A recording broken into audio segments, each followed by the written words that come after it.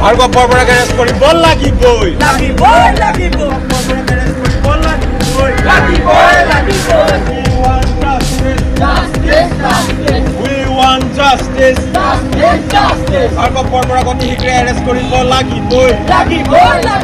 কালিৰ যি ঘটনা ঘটিছে তাত সেই ঘটনাক সহজে ল'ব পৰা নাই মানুহে গোটেই ৰাতি আমাক ফোন কৰিছে কৈছে যে এয়া কি ঘটিছে অসমত আমি ইমান দিনে শুনি আছিলোঁ পুলিচে অন্ধকাৰত নি গুলিয়াইছে কাৰোবাক সেয়া সঁচানে মিছা আমি গম পোৱা নাছিলোঁ কিন্তু কালি আমাৰ চকুৰ আগত এজন পুলিচ অফিচাৰে এটা ল'ৰাক টেটু চেপি মাৰিবলৈ লৈছে এই অসমক হত্যা কৰাৰ প্ৰচেষ্টা কৰা হৈছে আৰু এইজন পুলিচ অফিচাৰ কোন তেখেতৰ গাত অসমীয়া তেজ নাথাকিব পাৰে কিন্তু অসমৰ জনগণ এতিয়াও মৰি যোৱা নাই আমি স্পষ্টভাৱে মুখ্যমন্ত্ৰী ডাঙৰীয়াক কৈছোঁ কেৱল মাত্ৰ আভুৱা ভাৰি ইয়াৰ পৰা হাৰি যাম বুলি ভাবিলে নহ'ব আমাক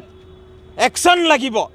ইয়াত কেৱল মাত্ৰ ছাছপেনশ্যন কৰিলেই নহ'ব এই ভাৰ্গৱ বৰবৰা কোৱা যিজন পুলিচ অফিচাৰ তেখেতৰ কাণ্ড কাৰখানা আমি সকলো অসমবাসীয়ে দেখা পাই আহিছোঁ আজিৰ পৰা দুদিনমান আগত তেখেতে আমাৰ দীঘলী পুখুৰীৰ সন্মুখত আমাৰ সৰু সৰু কলেজৰ ল'ৰা ছোৱালীৰ ওপৰত আক্ৰমণ কৰিছিল আৰু তাৰ ঠিক এসপ্তাহো নহওঁতে এয়া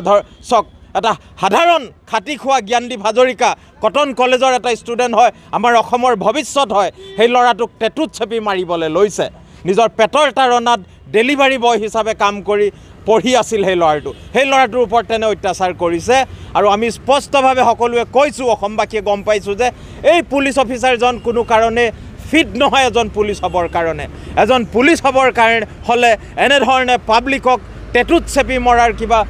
তেখেতসকলে পৃষ্ঠপোষকতা কৰিব পাৰে নেকি তেনেধৰণৰ এটা মনোবৃত্তি তেখেতে তাত কৰিব পাৰে নেকি এই ধৰণৰ কথাত সমগ্ৰ অসমবাসীয়ে আজি আমি স্পষ্টভাৱে মুখ্যমন্ত্ৰী ডাঙৰীয়া আৰু ডিজিপি ডাঙৰীয়াক আমি অনুৰোধ কৰিছোঁ আৰু দাবী জনাইছোঁ যে কেৱল মাত্ৰ টুইট আৰু এটা প্ৰেছ বিবৃতি দিয়ে আপোনালোকে দায়িত্ব সামৰিলে নহ'ব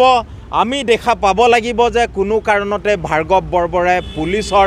এই ড্ৰেছযোৰ যাতে ভৱিষ্যতে পিন্ধিবলৈ নাপায় কাৰণ অসম পুলিচ যদি অসমৰ জনগণৰ খাতিৰত আছে তেনে এনেধৰণৰ ব্যক্তি আমাক নালাগে সেয়া আমি দাবী কৰিছোঁ আৰু তেখেতৰ এৰেষ্ট অতি শীঘ্ৰেই যদি নহয় সমগ্ৰ অসমতে আমি ইয়াৰ বিৰুদ্ধে আন্দোলন কৰিবলৈ বাধ্য হ'ম আৰু আজি আমি বোকাঘাট থানাত ভাৰ্গৱ বৰবৰাৰ বিৰুদ্ধে এজাহাৰ দাখিল কৰিছোঁ আজি যি ধৰণে হিমন্ত বিশ্ব শৰ্মাৰ আদেশত